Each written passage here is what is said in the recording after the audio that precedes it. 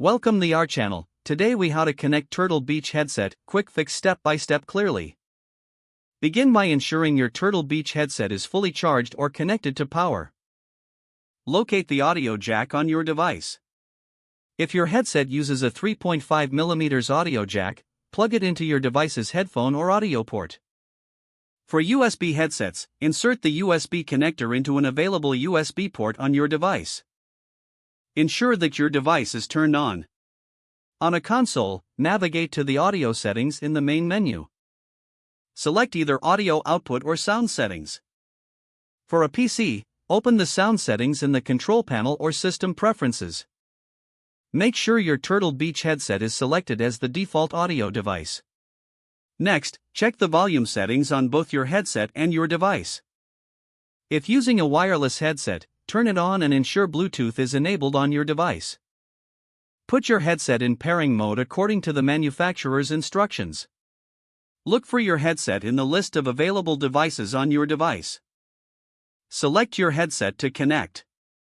Once connected, adjust the volume levels for a comfortable listening experience. Test the audio by playing a game or video. If you encounter any issues, try disconnecting and reconnecting the headset. If problems persist, consult the user manual for troubleshooting tips specific to your model. If the page does not load, refresh the browser or try again in a private or incognito window.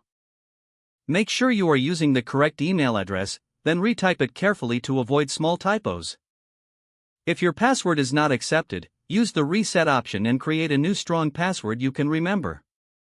Check your spam folder for verification or security emails, then complete any requested confirmation steps. Enable two-factor authentication if available to improve account security and reduce unauthorized access risk.